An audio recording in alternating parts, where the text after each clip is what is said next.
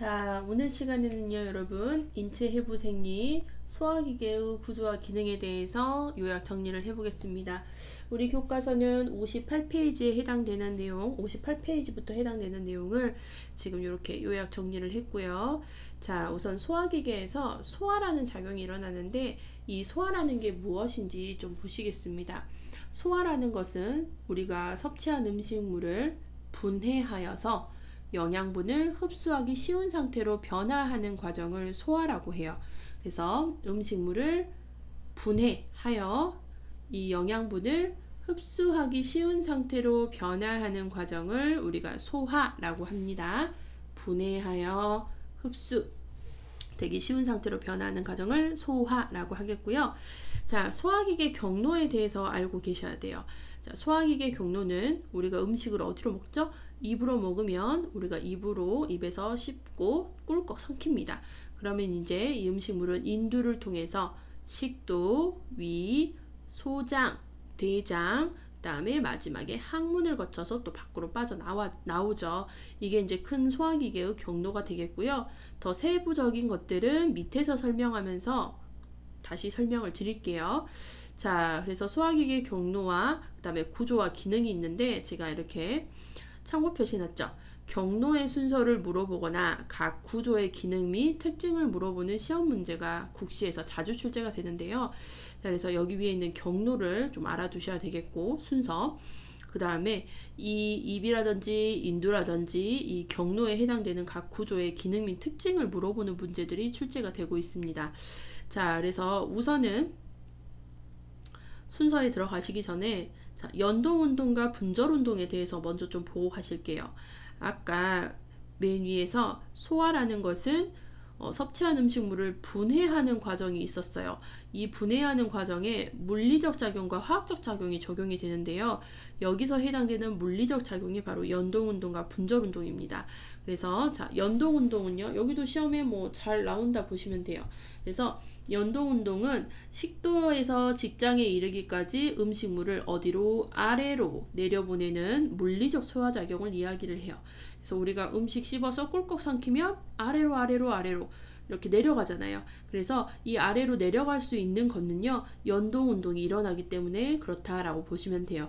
그래서 연동운동은 음식물을 아래로 내려보내는 물리적 소화작용이고, 그 다음에 이제 분절운동이 있습니다. 자, 분절운동에 제가 별표해 놓고 소장 이렇게 되어 있죠. 자, 분절운동은 좀 특이하게 소장에서만 볼 수 있다는 특징이 있어요. 그래서 소장에서만 볼 수 있는 것으로 장의 몇 부분에서만 또 일어나요. 그래서 전체에서 일어난다라고 하면 틀렸고, 장의 몇 부분에서 움츠렸다 폈다 하는 운동이 교대로 일어나는 물리적 소화 작용을 우리가 분절 운동이라고 하겠습니다. 그래서 여러분 소장 있죠?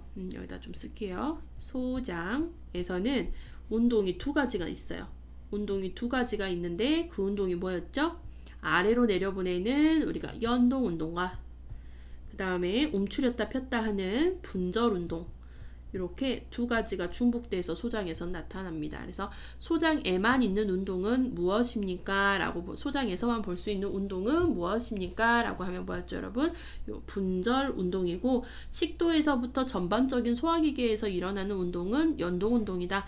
이렇게 보시면 되겠습니다. 자, 그 다음에 우리 이제 세부적인 걸로 좀 들어가 볼게요. 자, 소화기계 구조와 기능에서 가장 첫 번째 부분에 나오는 게 입이에요. 자, 입에는요, 자, 음식이 처음으로 들어가는 부분이 입이죠.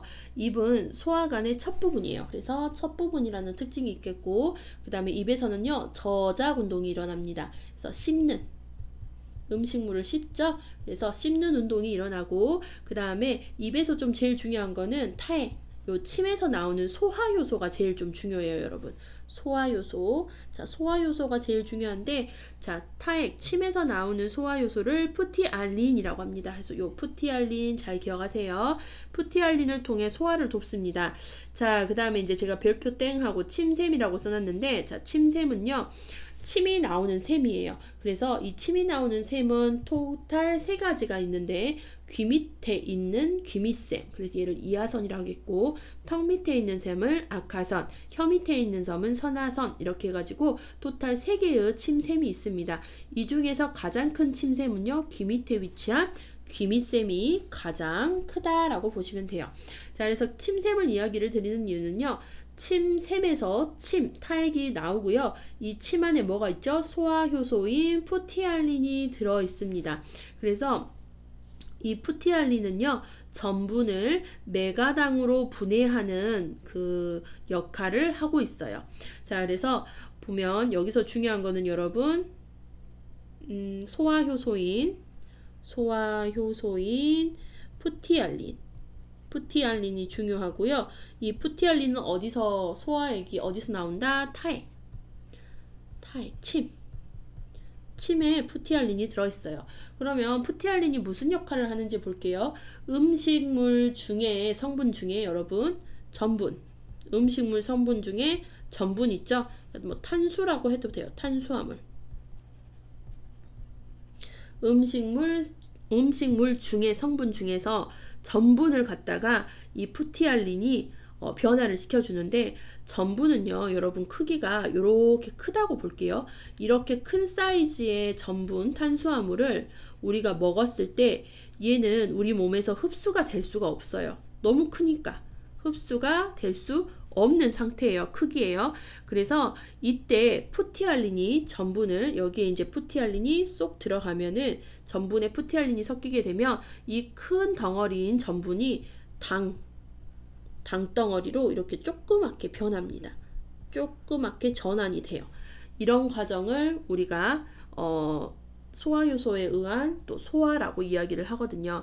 그래서 이렇게 큰 덩어리는 흡수가 될 수는 없지만 전분에 푸티알린이 섞여지면서 당이라는 작은 소화산물로 이렇게 변화가 되고, 이렇게 작은 덩어리는 흡수가 될 수 있다 없다? 흡수가 될 수 있는 거예요.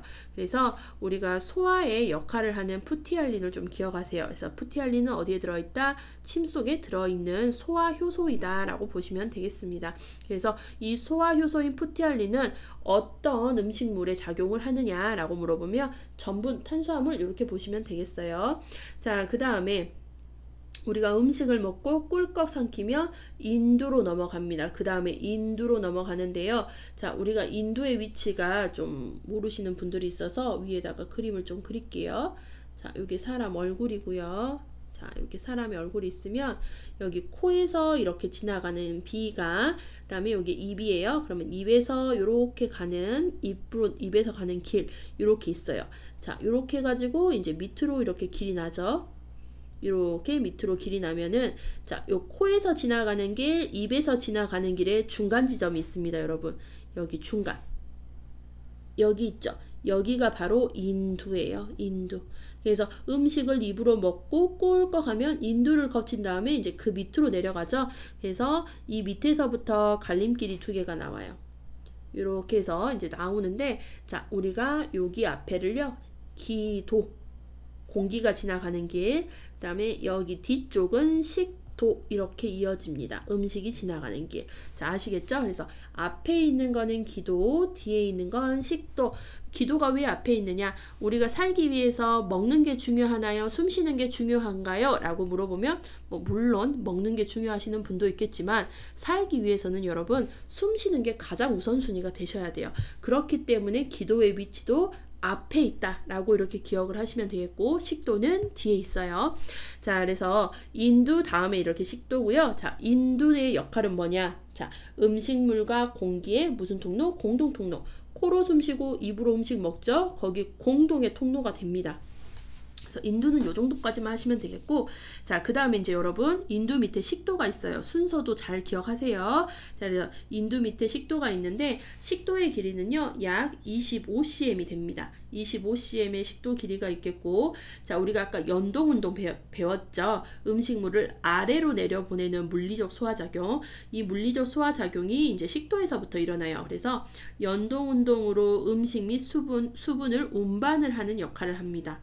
운반을 하는 역할, 이동시키는 역할을 하겠고, 소화가 실질적으로 일어나는 곳은 아니에요. 음식물이 이동하는 통로일 뿐이지 여기에선 소화가 일어나는 곳은 아니고요. 그 다음에 식도에는 이렇게 생리적 협착이라는 곳이 세 곳이 있다라고 있습니다. 근데 세 곳의 생리적 협착 부위는요, 요거는 자연적인 거고요. 특별하게 뭐 중요한 부분은 아니어서 제가 자세하게 설명은 드리진 않겠지만, 식도에는 세 곳의 생리적 협착 부위가 있어요.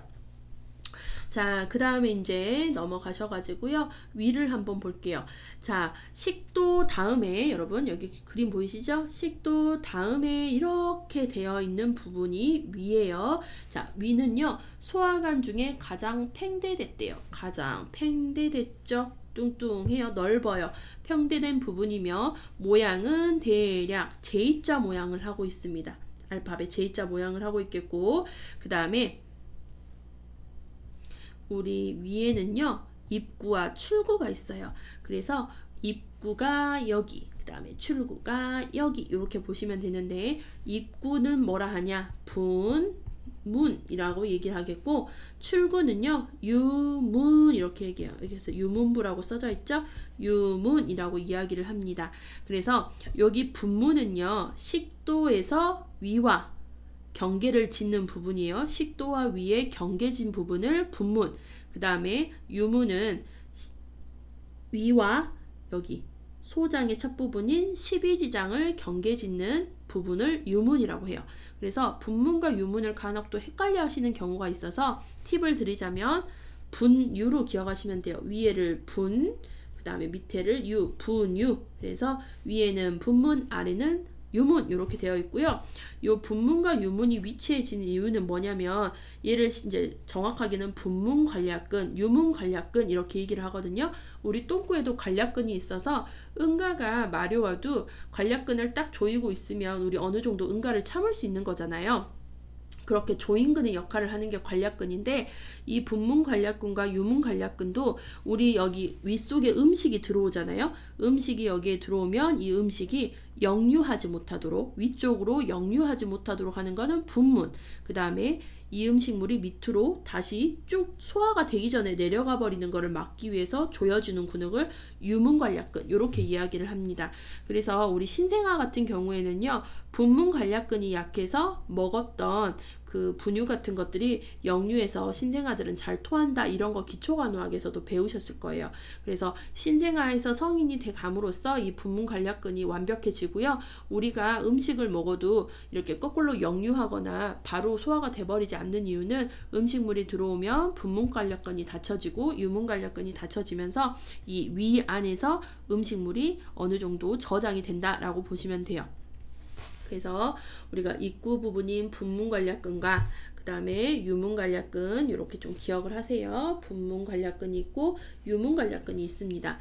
자, 그 다음에 식도에서 넘어온 음식물을 갖다가 여기서 저장을 하죠. 저장. 그래서 보통 우리가 4시간 정도 여기서 저장되면서 죽의 상태로 음식물이 변화가 돼요. 그래서 저장의 역할을 하고, 그 다음에 우리 위에서는요, 위산이 나옵니다. 그래서 이 위산에는 염산, 펩신이 있는데 그 중에서도 여러분이 펩신을 기억을 하셔야 돼요. 자, 그래서 소화효소. 그래서 아까 우리가 구강에서 입에서도요, 소화효소가 뭐가 나왔었죠? 푸티알린이 나왔고요. 그 다음에 이제 위에서도 소화효소인 펩신이 나옵니다. 여러분, 펩신. 소화효소인 펩신이 나오고요. 이 소화효소인 펩신은 어떤 역할을 하냐면은, 펩신 자체는 펩신은 단백질을, 얘도 단백질 덩어리가 요만한 덩어리가 있어요. 그러면 이 단백질을 우리가 먹었을 때는 이 큰 덩어리를 우리 몸속에서 흡수를 못해요. 그러면 이 단백질을 소화효소인 펩신, 윗속에서 펩신이 첨가가 이렇게 되면서 이 큰 단백질 덩어리가 작은 덩어리 펩톤으로 이렇게 분해가 됩니다. 그래서 흡수되기 쉬운 상태로 전환을 해주는 역할을 하는 게 소화효소 펩신입니다. 그래서 얘는 펩신은 위에서 분비가 되고요. 위에서 단백질을 분해하는 소화효소로 작용을 합니다. 그래서 단백질을 분해해서 펩톤의 상태로 만들어서 흡수가 될 수 있도록 전환을 시켜주는 효소는 우리가 소화효소 펩신 잘 기억하시고요. 자, 그래서 펩신을 분비해서 본격적인 소화의 첫 단계를 수행을 합니다. 자, 그래서 물리적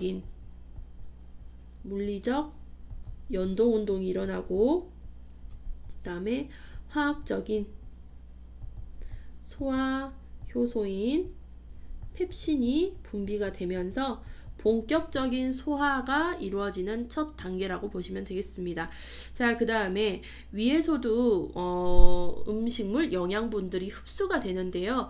원래는 대부분의 영양소는 거의 소장에서 흡수가 되고요, 여러분. 자, 위에서는요, 딱 두 가지 기억하세요. 선택적으로 두 가지가 흡수가 되는데, 알코올과 당분만을 선택적으로 흡수하고요. 요거 제외한 나머지든 대부분 다 소장에서 흡수된다 라고 보시면 되겠습니다. 자, 그 다음에 이제 넘어가시면 위 다음에 이렇게 위가 있죠, 여러분. 위 다음에 이루어지는 부분이 소장이에요. 그래서 소장은 여러분 여기서부터 제가 지금 표시하는 부위 있죠. 자, 여기서부터 여기 부분이요, 여러분 다 소장이라고 보시면 돼요. 그래서 이렇게 맨질맨질한 관으로 되어 있는 부분이 다 소장이고요. 굉장히 긴 관이 구부러져서 다 들어가 있다고 보시면 돼요. 자, 그래서 이 소장은 크게 소장이라고 이야기를 하겠고, 소장은 세 가지로 분리가 됩니다. 그래서 소장의 첫 부위를 여러분 12지장이라고 해요. 그래서 위에서 바로 이렇게 구부러져서 내려오는 관이 있어요. 여기가 12지장입니다. 그 다음에 이제 12지장 다음에 중간 부위가 공장, 그 다음이 회장 이렇게 돼요. 그래서 소장을 구성하고 있는 관은 12지장, 공장, 회장인데 요걸 물어보는 것들을 요거를 또 시험에서 물어봐요. 그래서 소장의 구성 요소로 맞는 것을 고르세요. 그러면 소장, 이 10공회 이런 식으로 기억하세요. 소장, 10공회, 소장은 10공회, 12지장, 공장, 회장. 그래서 여러분 소장은 12지장, 공장, 회장으로 구성이 되어 있습니다. 자, 그 다음에 소장의 전체적인 우리가 기능을 좀 볼게요. 자, 소화관에서 가장 긴 부분이에요. 가장 길어요. 어느 정도 기냐? 7m가량이 됩니다. 꾸불꾸불 이렇게 겹쳐져서 들어가서 그렇지 얘를 쭉 피잖아요. 그러면 7m의 긴 관으로 되어 있어요. 그래서 이 소화관 중에서 가장 긴 부분이라고 보시면 되겠고, 그 다음에 우리 이 소장을요 뒤집어서 까보면 그 안에 육모, 털이 들어있어요. 좀 특징이에요. 그래서 육모가 있어가지고 이 육모의 역할이 뭐냐? 영양분을 갖다가 흡수를 합니다. 흡수. 그래서 대부분의 영양소가 소장에서 흡수되는 이유는 바로 이 육모가 존재하기 때문이다 라고 보시면 되겠고, 본격적인 소화작용이 일어나는 곳입니다. 그래서 장액, 췌장액, 담즙이 12지장으로 들어간다 라고 되어 있어요. 이 부분은요 제가 나중에 또 다시 설명을 드릴게요. 그래서 소장은 육모가 있고 대부분의 영양소가 흡수가 일어나는 본격적인 소화작용이 되는 부분이고요. 그 다음에 장액이라든지 췌장액이라든지 담즙이 12지장에서 토탈 다 모이는 장소가 됩니다. 자, 그래서 여기서 이제 췌장액이 나왔는데 여러분 소화효소 췌장액 좀 기억을 하세요. 자, 췌장액도 소화효소가 있는데요. 자, 우리가 대표적인 3대 영양소가 지가 있죠. 그래서 탄수화물, 단백질, 지방이 있고요. 이 탄수화물에 작용되는 소화효소가 뭐가 있냐면요, 아밀라제. 자, 그 다음에 단백질은 트립신, 그 다음에 지방은 리파제 이렇게 되어 있어요. 그래서 순서는 탄단지로 기억을 해 놓으시고요. 탄단지 3대 영양소를 소화효소 어떻게 작용을 하느냐. 자, 소화효소 아밀라제, 그래서 아트리, 탄단지, 아트리 이렇게 기억하셔도 되겠고, 저는 학생분들이랑 아트리를 조금 강력하게 기억하시기 위해서 그냥 삼행시로 트름하지 마라 이 새끼야 이런 식으로 기억했어요. 죄송해요. 좀 강하게 말을 하면 학생분들 뇌리에 팍 꽂혀서 잘 잘 기억하시더라고요.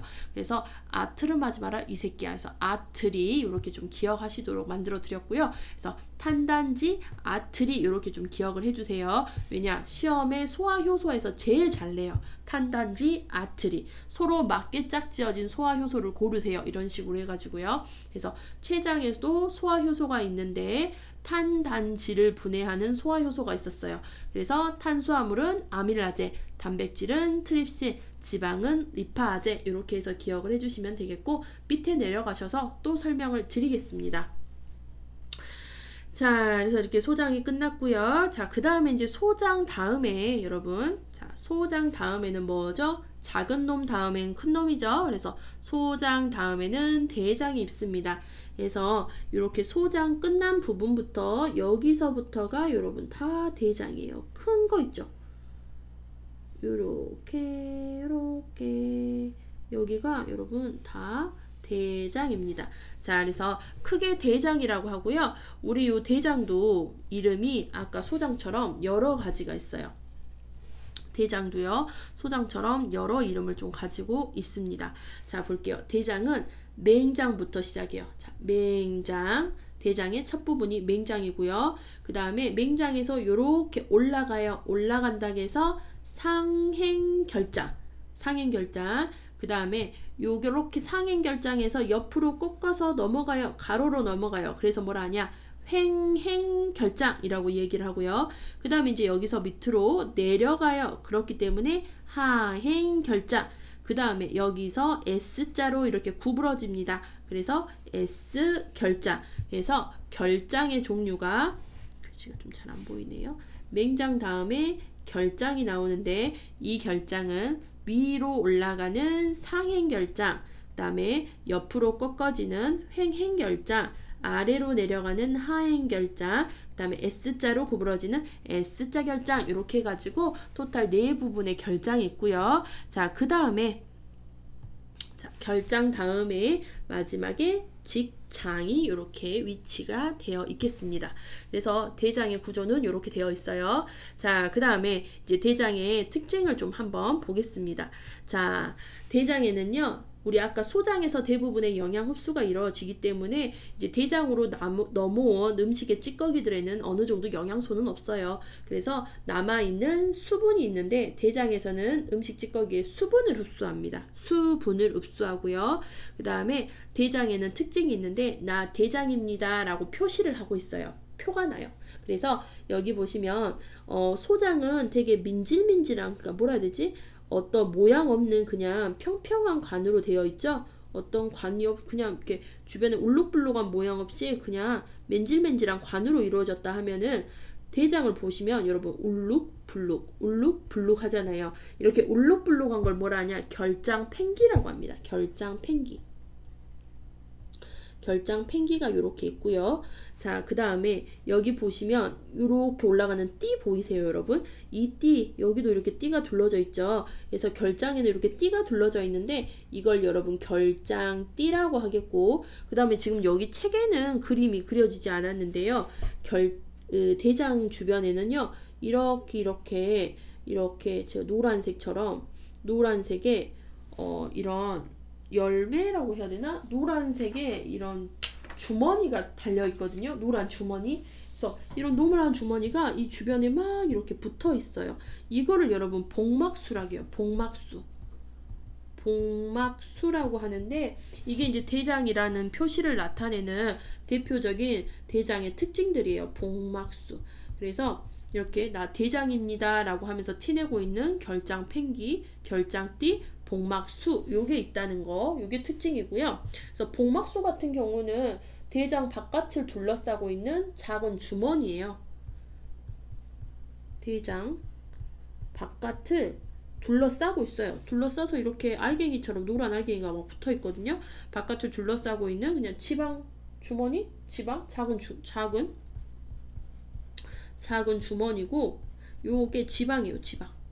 그래서 복막수가 이렇게 위치해 있습니다. 그래서 그냥 결장팽기, 결장티, 복막수 이렇게 기억을 하시면 되겠고, 자, 그 다음에 여기서 맹장이 나오거든요, 여러분. 맹장. 자, 여기 보이시면 대장의 첫 부분이 맹장 보이시죠? 자, 이 맹장 아래로 여기 보시면 충수라고 있죠? 꼬리. 자, 이 충수가 중요한데, 자, 맹장 아래로 늘어진 가늘고 긴 돌기가 있어 이를 충수라고 하며 이곳에 염증이 굉장히 잘 생겨요. 그래서 여기에 염증이 생긴 걸 충수염이라고 얘기를 합니다. 그리고 우리가 충수염을 진단을 할 때는 어디를 촉진을 해보느냐, 그 오른쪽 배꼽 옆을 이렇게 눌렀다 띄어보거든요. 그걸 뭐라 하냐, 맥버니 지점이라고 합니다. 그래서 맥버니 지점을 눌렀다 띄어서 맹장 그 충수염을 진단을 할 수 있어요. 자, 그 다음에 이제 마지막이 여기 직장이죠. 직장에 여기 항문이 이렇게 있는데, 자, 이 항문은 소화관의 마지막 출구로 항문 조인근, 항문 간략근이 위치해져 있습니다. 자, 이렇게 해서 소화기계 됐고요. 그 다음에 이제 보시면 소화기계 이외에 부속장기가 있어요. 소화기계 이외의 부속장기, 그러니까 액세서리 같은 곳이라고 보시면 되겠고, 소화기계 부속장기 여러분 간, 담, 체를 좀 기억을 해주시면 돼요. 간, 담, 체. 자, 그래서 간을 볼게요. 자, 간은요, 인체 내의 가장 큰 분비선입니다. 가장 큰 분비선, 가장 큰 장기, 이렇게 보시면 되겠고, 우상복부 아래쪽에 위치하고 내엽으로 구성이 되었어요. 이건 뭐냐, 조각이 4조각으로 나눠져 있습니다. 그래서 한 덩어리처럼 보이기는 하는데, 요게 4덩어리로 이렇게 좀 조각조각 되어 있다라고 해서 내엽이라고 이야기를 하겠고요. 간에서 제일 중요한 건 여러분 뭐냐, 간에서 뭐를 생성한다? 담즙을 생성한다. 담즙은 간에서 여러분 생성됩니다. 보통 담즙이라고 하니까 요 담즙을 담낭에서 생산된 줄 아는 분들이 굉장히 많아요. 근데 담낭에서 생산되는 게 아니고 담즙은 간에서 생성됩니다. 제일 중요해요. 자, 그 다음에 요 간에서 생성된 담즙은요, 지방 소화를 도와줘요. 지방 소화를 도와주는 지방 유화의 역할을 해요. 이 유화라는 거는 지방이 딱딱하다고 하면 이 지방을 갖다가 흐물흐물하게 부드럽게 바꿔주는 역할을 하는 역할을 합니다. 그 다음에 우리 간은 영양분도 저장을 하고요. 대사, 조혈작용을 하는데, 조혈이라는 거는 피를 생성해낸다라는 건데, 우리 조혈작용은 어디서 일어난다고 배우셨죠? 골수에서 조혈작용이 일어나요. 그래서 성인들은 골수에서 조혈작용이 일어나고, 간에서 조혈작용이 일어나는 건 언제냐? 태생기, 엄마 뱃속에 있을 때라고 보시면 돼요. 그 다음에 우리 간은 식균, 균도 잡아 먹습니다. 그러니까 면역에 관련된 역할도 하고요. 그 다음에 제일 중요한 해독 작용을 우리가 간에서 하죠. 그래서 간의 기능에는 뭐 요런 것들이 있는데, 제일 중요한 기능에는 여러분 요거 담즙을 생성을 하고, 그 다음에 지방 소화를 돕고 해독 작용을 한다. 요 정도는 좀 크게 기억을 좀 해두시면 되겠고요. 자, 그 다음에 이제 보시면은 담낭이 나옵니다. 간, 담, 체였어요. 자, 담낭. 그래서 요 담낭은 여기 그림에 보시면 이렇게 간이 있죠. 자, 여기 이렇게 간이 있고, 간 뒤쪽에 보시면 이렇게 주머니 모양의 주머니가 이렇게 있어요. 주머니가 이렇게 띡 있는데, 자, 이게 담낭이에요, 여러분. 담낭. 우리가 쓸개라고도 부르죠. 자, 그래서 담낭을 보시면 담낭이에요. 쓸개라고도 부르는 담낭. 담낭, 쓸개라고도 부르는데, 자, 담낭을 보시면 주머니 모양으로 간의 하면에 이렇게 붙어 있고요. 여기 보시면 이게 간관이에요. 간관을 통해서 자, 무엇을 하죠? 담즙을 저장하고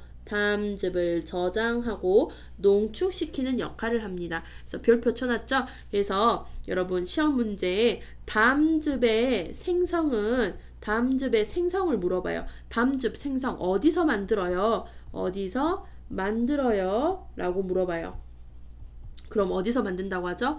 간에서 만들고, 그러면 이 생성된 담즙을 갖다가 어디서 저장하고 어디서 농축해요? 라고 물어보면 어디죠, 여러분? 담낭입니다. 그래서 요 두 개 굉장히 중요하니까 잘 기억을 해두세요. 간에서 담즙을 만들어진 즙이 여기로 들어가서 저장돼서 농축된다 라고 보시면 되겠습니다. 자, 그 다음에 이제 마지막에 여러분 췌장이 나왔어요. 췌장은 제가 조금 여기로 옮겨 볼게요. 자, 췌장 해가지고 나왔죠. 자, 췌장은요 또 별표를 쳐놨어요. 췌장은 좀 특이한 친구예요. 두 가지의 역할을 하고 있어요. 소화와 내분비의 복합선 두 가지 일을 합니다. 요 내분비는 여러분 호르몬이에요. 호르몬. 내분비의 복합선은 호르몬. 자, 그래서 두 가지를 역할을 하는 우리 췌장을 볼게요. 어떤 역할을 하냐? 소화기관의 역할도 하고 내분비기관의 역할도 하고 있습니다. 자, 그래서 소화기관의 역할로서는 아까 우리 췌장에서 분비되는 소화효소가 뭐 있었죠? G를 기준으로 아트를 맞지 마라 이 새끼야 아트리 요게 있었어요. 그래서 아밀라제는 탄수화물을 소화하고 트립신은 단백질을 소화하고 리파아제는 지방을 소화하는 역할을 이렇게 하고 있어요. 그래서 소화효소의 역할로 해서 소화효소를 분비를 해내고 그 다음에 또 내분비 복합선이라 했죠. 그래서 내분비관의 역할을 하고 있어서 호르몬을 분비를 합니다. 그래서 우리 췌장에는 랑게란스 섬이라는 게 있는데 이 랑게란스 섬에서 인슐린을 분비해요. 요거 호르몬이에요. 호르몬인 인슐린, 그 다음에 호르몬인 글루카곤을 분비를 합니다. 그래서 이 인슐린과 글루카곤은 무슨 역할을 하느냐? 혈당을 조절을 하는데 인슐린 같은 경우는 혈당을 떨어뜨려주고 글루카곤은 혈당을 상승시켜주는 역할을 합니다. 그래서 이 췌장은 두 가지의 역할을 하고 있어요. 소화기관의 역할, 내분비계의 역할을 이렇게 담당을 하고 있습니다. 자, 그래서 오늘 수업은요 여기까지 해서 종료를 하겠고 소화기계의 구조와 기능에 대해서 더 궁금하신 점이나 질문 사항이 있으면 댓글로 남겨주시면 답변해 드리겠습니다. 자, 그래서 오늘은 여기까지 수업을 해서 마치겠고요. 다음 시간에는 소화기계와 관련된 문제풀이를 제가 또 올려드리겠습니다. 수고하셨고요. 다음 시간에 뵙겠습니다.